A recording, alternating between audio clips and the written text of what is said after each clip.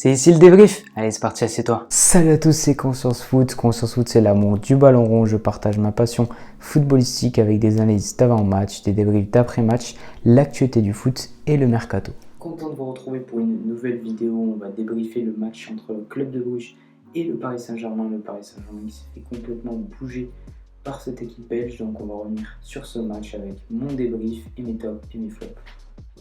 On part directement sur le débrief de cette première période de ce match. Donc une première mi-temps où le PSG est complètement bousculé. On voit qu'il y a un vrai déséquilibre dans cette équipe. Les joueurs ont quand même du mal à se trouver.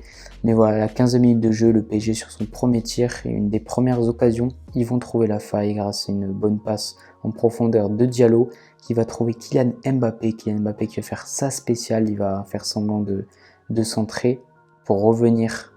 Il va orienter son corps et il va revenir, il va passer sur le côté.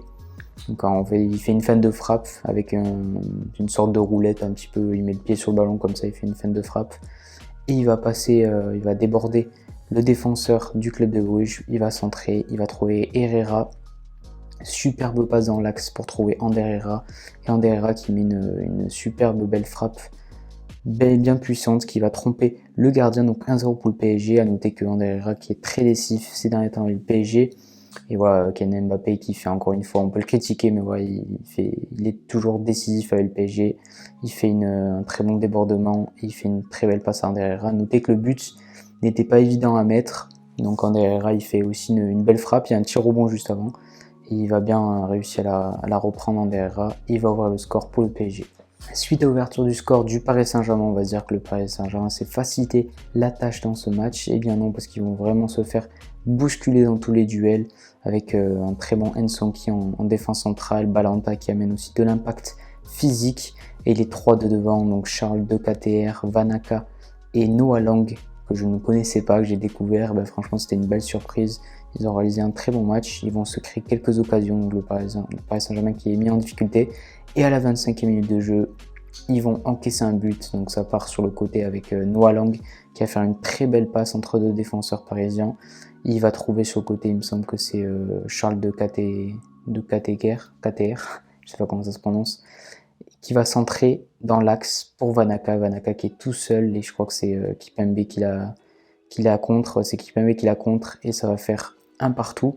À noter que Kimpembe c'était le seul joueur parisien à défendre sur cette action. On voit Paredes qui est en retard sur le joueur, c'était Paredes qui a lâché le marquage sur Vanaka. Et voilà, Bruges qui égalise, c'est mérité, parce que le Bruges ils ont beaucoup poussé, même dans les 15 premières minutes, ils avaient déjà plus d'occasions que le Paris Saint-Germain, donc c'est mérité. A noter que Messi a trouvé la barre transversale en première mi-temps d'une super frappe enroulée, il a trouvé l'équerre. Bruges qui va pousser, qui va vraiment faire mal au Paris Saint-Germain dans l'impact physique. Je pense qu'ils n'étaient pas prêts pour ça, mais ils ont fait une très bonne première mi-temps en tout cas Bruges, et ça en finit à un partout à la mi-temps. Mauricio Pochettino a bien vu que le Paris Saint-Germain était en grande difficulté, notamment au milieu de terrain où il y a vraiment Paredes, Wijnaldum, c'est vraiment très faible. Ils apportent vraiment très peu, ils sont facilement débordés. Wijnaldum il fait beaucoup de passes en retrait, il apporte rien offensivement. Paredes est en retard dans les duels comme sur le premier but, il est en retard. Donc il y a un vrai déséquilibre qui est créé dans ce milieu de terrain. On voit notamment l'absence de Verratti qui fait quand même énormément de mal. Il n'y a que Herrera qui arrive à sauver les milieux de terrain quoi. Et donc Wijnaldum qui va rentrer à la place de Wijnaldum qui va sortir à la place de Draxler. Et il y a aussi il me semble que c'est Danilo qui rentre à la place de Paredes. Donc voilà les deux milieux de terrain, Wijnaldum et Paredes qui sortent, logique, mais qu'ils ont fait un match c'était vraiment compliqué pour eux, ils ont vraiment rien apporté, ils étaient débordés dans ce match, ils se sont fait manger par les joueurs de Bruges. Donc voilà, ils vont sortir. Et le fait que Draxler rentre, ça n'a pas vraiment apporté. J'ai pas trouvé un réel bonus en tout cas de cette rentrée de Draxler. Danilo qui a un peu apporté, c'était un peu, on va dire, c'était mieux équilibré au niveau du milieu de terrain. C'est un milieu qui défend plus, donc il y avait plus de repli de sa part, c'était mieux équilibré. Donc voilà, mais après Bruges va quand même se créer beaucoup d'occasions. Et il y a aussi un grand Navas, un très grand Navas qui va sortir quand même quelques arrêts. Charles de KTR, Vaneka et Noah Lang qui ont beaucoup tenté. Donc ouais, ils ont eu beaucoup de situations Bruges. Et le PSG qui n'y arrive pas, Kylian Mbappé en plus qui sort sur blessure. Neymar qui se fait complètement manger physiquement. Donc un match très compliqué pour lui, avec Balanta qui le prend bien, Neymar. Donc voilà, c'était un match où Neymar n'a pas pu s'exprimer, c'était pas un grand Neymar ce soir. Messi, qui était pour moi un des seuls à tenter, à créer, et à essayer de trouver ses coéquipiers. Voilà, après Icardi qui va rentrer vers la 50e minute de jeu, suite à la sortie d'Mbappé, et il fait une rentrée complètement, mais vraiment catastrophique, Icardi. Icardi, en 35 minutes, le temps qu'il a joué de la 50e à la 95e, c'est 5 hors-jeu, voilà, tout simplement. Le mec, il est rentré, il a fait 5 hors-jeu. Même en district, ça n'existe même pas en fait. Enfin, c'est quand même hallucinant, quand même. 5 hors-jeu, c'est quand même énorme. Il a vraiment été nul à chier. Il a rien apporté. Franchement, vraiment, non, Icardi, en plus, il a loupé des occasions où il aurait pu marquer. Icardi, vraiment, je comprends pas. Icardi, en fait, en Ligue 1, il a un bilan plutôt honorable. Je crois qu'il a 45 matchs, 22 buts environ. Mais alors, en Ligue des Champions, Icardi, je l'ai toujours trouvé, mais vraiment nul à chier, Icardi. Il apporte rien du tout. Il a zéro envie, il propose rien, il marche sur le terrain, il fait pas de pressing. Il est tout le temps hors jeu en plus. Enfin, c'est catastrophique, Icardi, vraiment. Je vais revenir dessus sur mes tops et mes flops. Mais voilà, Icardi, il a rien apporté, il a gâché des occasions. Le PSG qui sera mieux vers la fin, j'ai trouvé de la 75e à la 90e, notamment du fait que Bruges a beaucoup pêché physiquement sur la fin, ils ont beaucoup donné. Donc il y a eu un relâchement de la part de l'équipe de Bruges sur la fin. Mais voilà, c'est un match où le PSG peut être content d'avoir pris un point au vu de comment ils se sont fait bouger physiquement et même tactiquement en fait. Il y a une vraie maîtrise collective, un vrai pressing collectif orchestré par l'entraîneur de l'équipe de Bruges qui a vraiment payé, qui a fait beaucoup de mal au PSG. Et voilà, Bruges, ils n'ont pas mis le bus, ils ont vraiment réalisé un très grand match de Ligue des Champions et on s'est régalé. Moi personnellement, je me suis beaucoup régalé sur ce match. Moins pour les fans du PSG en tout cas, c'est sûr. Mais voilà, Bruges qui a fait un très grand match de Ligue des Champions et le PSG qui s'est noyé sur ce match. Ils n'ont pas réussi à se trouver et ils ont été vraiment déséquilibrés avec peu de repli défensifs. Donc voilà, c'est un point.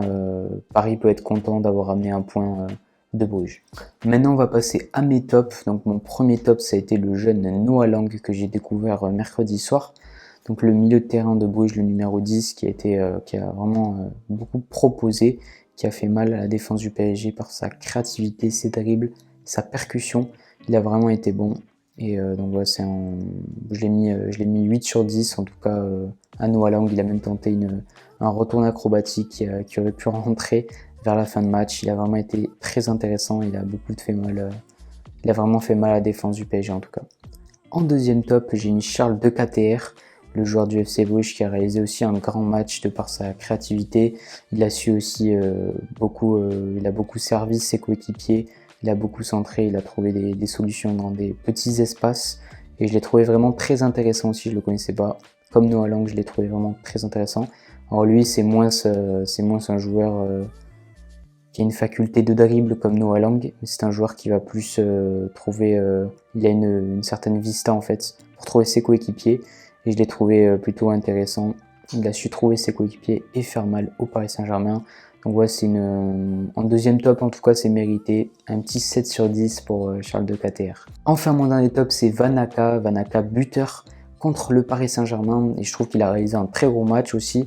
J'aurais pu le mettre en top, mais j'ai trouvé plus impressionnant ses coéquipiers, c'est-à-dire Noah Lang et Charles De Ketelaere. Je les ai trouvés plus impressionnants que Vanaka. Mais voilà, Vanaka, il a fait un très bon match et pour moi il mérite d'être dans ces tops, donc je lui ai mis un 7 sur 10.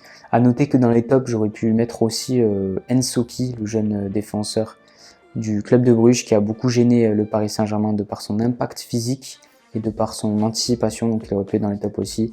Mais voilà, pour moi franchement Noah Lang, De Ketelaere et Vanaka offensivement, ça a été quand même un régal et ils ont beaucoup fait de mal à la défense du Paris Saint-Germain.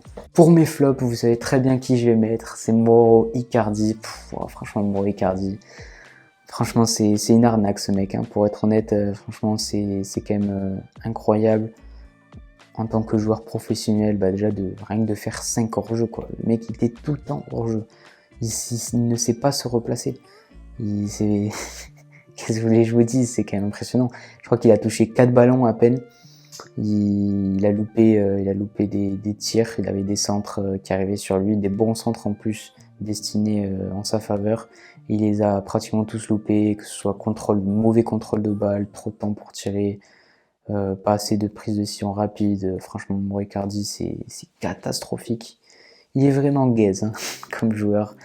Pour être honnête, franchement, c'est pas un joueur qui fait du bien au Paris Saint-Germain. Je préférais largement Moise Kean, pour être honnête, qui se battait déjà beaucoup plus. Mauro Icardi marche beaucoup sur le terrain.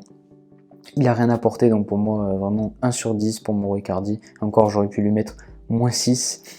Mais voilà, 1 sur 10 pour Mauro Icardi. Mon second flop, du coup, c'est Leandro Paredes. Franchement, Paredes, il a vraiment pas été bon sur ce match. Je l'ai trouvé beaucoup trop... il a beaucoup été en difficulté, en tout cas. Enfin, il a beaucoup été en retard dans ce match. Il aurait pu même écopé d'un carton rouge en première mi-temps. Il a fait une faute et heureusement que Marquinhos est revenu. Voilà, il aurait été dernier défenseur, il aurait eu ce carton rouge. Mais voilà, il était beaucoup en retard Paredes. Et en plus, il coûte le premier but parce qu'il n'est pas au marquage sur Van Aken. Et il a rien apporté aussi offensivement. Donc que ce soit défensivement ou offensivement, il a vraiment pas fait un bon match. Il n'était pas en jambes en plus. Physiquement, il n'était pas agressif comme à son habitude. Donc voilà, c'est un petit 2 pour Paredes. Et mon dernier flop, c'est Wijnaldum. Wijnaldum, pareil, le milieu de terrain qui a pris l'eau, honnêtement, voilà, tout vient du... Le contrôle du milieu de terrain, c'est toujours important dans un match. Et voilà, Wijnaldum, il n'a pas non plus été flamboyant sur ce match. Il ne fait pas une prestation non plus catastrophique. Mais ouais, il n'a rien apporté, surtout offensivement, ce qu'on attend de lui, c'est-à-dire de faire des passes plus tranchantes, d'apporter un certain volume de jeu. Il n'a pas fait, et franchement, il s'est fait aussi manger contre les milieux de terrain de Bruges qui ont pris l'ascendant. Ouais, il a fait trop de passes en retrait, il n'a pas assez tenté de passes en avant. Donc c'est pour ça que je lui mets un 3 sur 10 à Wijnaldum. C'est la fin de la vidéo, n'hésite pas à me dire dans la barre des commentaires ce que tu as pensé du match entre le club de Bruges et le Paris Saint-Germain, et aussi de me dire ce que tu as pensé de mon débrief. Donc voilà, j'espère que tu as kiffé cette vidéo, n'hésite pas à liker, partager, commenter et surtout t'abonner. Nous on se retrouve pour une prochaine vidéo. Ciao ciao.